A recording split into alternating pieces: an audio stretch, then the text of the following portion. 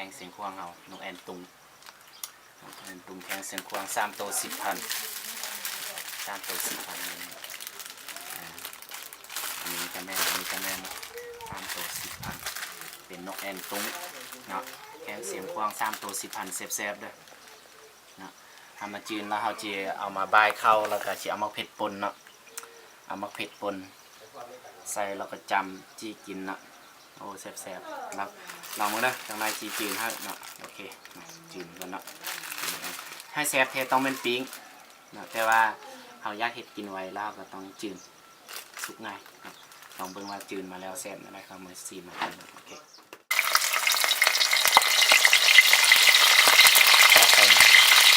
น้ำมันจืด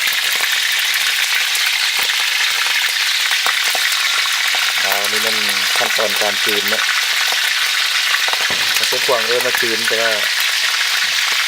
เรายังการทอดน้องแอนเส้นกวางมาจืนน้องแอนนะมันแท้เลยตรงนี้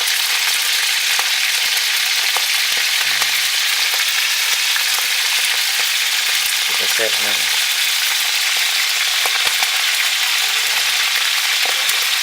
กลิ่นหอมขึ้นมาเลยตอนนี้นะหอมตึกดังตัวดูท่านโอ้ยใบด้วยเนาะนวลใส่ตะเค็มใส่แจ่วบองแซ่บสุดโอ้แจ่วบองใส่น้ำมันส้มเชียงขวาง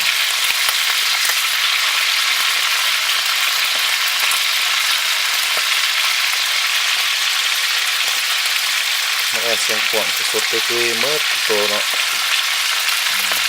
ใบน้ำกันข้าวน้ำกันเมื่อเราต้องแอนตุ้ง2 ตัว100 กีบนะอันนี้มันของแท้เลยตัวนี้นะเวลาจืดเขาไม่ต้องจืดให้มันไหม้หลายเขาไม่ต้องจืดให้มันกรอบไหลมันจืดกรอบไหลไหม้ไหลมันจะขมเนาะอาจจะจืดพอดีมันสุกนุ่มๆแล้วเราจะกินเลยเวลาเขาบ่ายเข้ามันจะมีกันพอดีแซ่บเนาะเฮ็ดแข็งหลายเฮ็ดกรอบหลายใบเวลาใบเข้ามันแซ่บ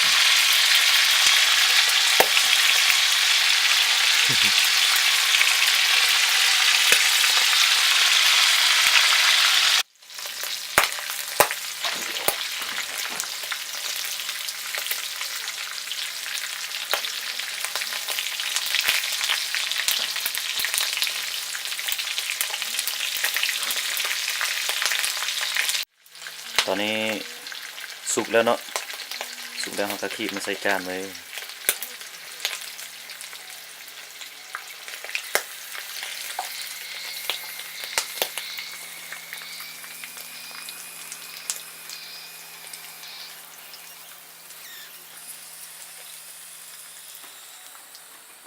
แอนแล้วเนาะวันนี้เอาเจ้าบองมาบายนกแอนแล้วเอาเจ้าบองนวดใส่แซ่บๆหน่อยมีเจ้าบองนี่มันเจ้าบองเสียงพ่อเขาจะมีอันนอไม้ส้มนำเด้อบ่คือเจ้าบองทางอื่นเนาะมีนอไม้ส้ม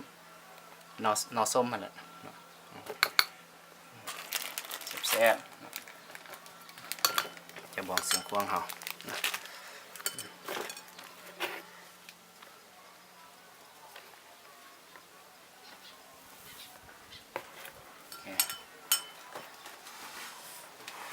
ยำบายเนาะวันนี้เนาะบายกินคนเดียวอีกเปล่าอันนี้เข้าไก่น้อยป่ะนี่เข้าไก่น้อยเด้อเข้าไก่น้อยเสียงควงอ่อนๆแต่ที่กินแล้วติดใจเนาะเข้าไก่น้อยเนาะบายให้กินเบิ่งเด้อบายให้กินพวกมือกองสิจะกินน้ำป่ะนี่น้ำลายเหื่อยเลยรุ่นนี้แล้วรุ่นนี้รถเสียงขวางเขาต้องบายเนาะบายคนเชียงขวางเขากินแบบบ้าๆได้นี่เลยเดี๋ยวบองไส้ไปนะบองไส้นั่น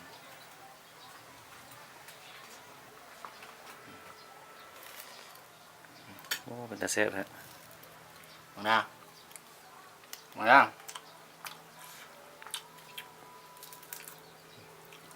อ๋อเป็นคำเลยคำละครึ่งตัวเลยอ๋อยอดเลยตอนนี้เบิร์นมือกองสวย คักสุด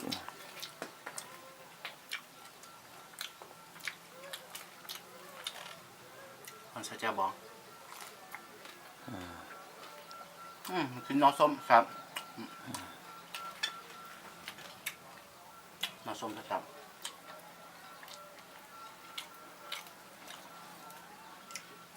แซ่บคำใหญ่ๆจริงแซ่บนะ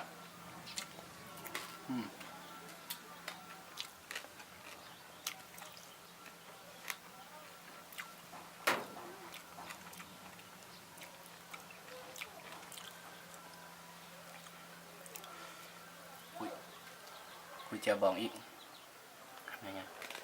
ๆมีนกนั่นนะ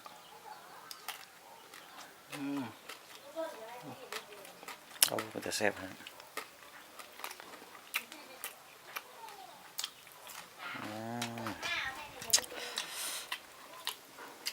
ครับครับนกแอนตุง พี่น้องเมียมาเบิร์นเลยมื้อนี้ พี่น้องเมียมาเบอร์เลย ของแท้เนาะ จะบองที่เนาะ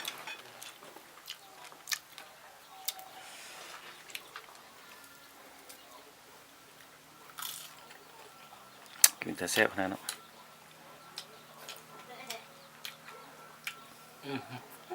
สุดยอดเลย ง่วง และติดตามรายการต่อไปเนาะมันจะมีหลายรายการอยู่ ซื้อไปกินได้อยู่เสียงขว้างอยู่แต่แข้งเสียงขว้างมีเนาะแข้งอื่นบ่มีแอนตุง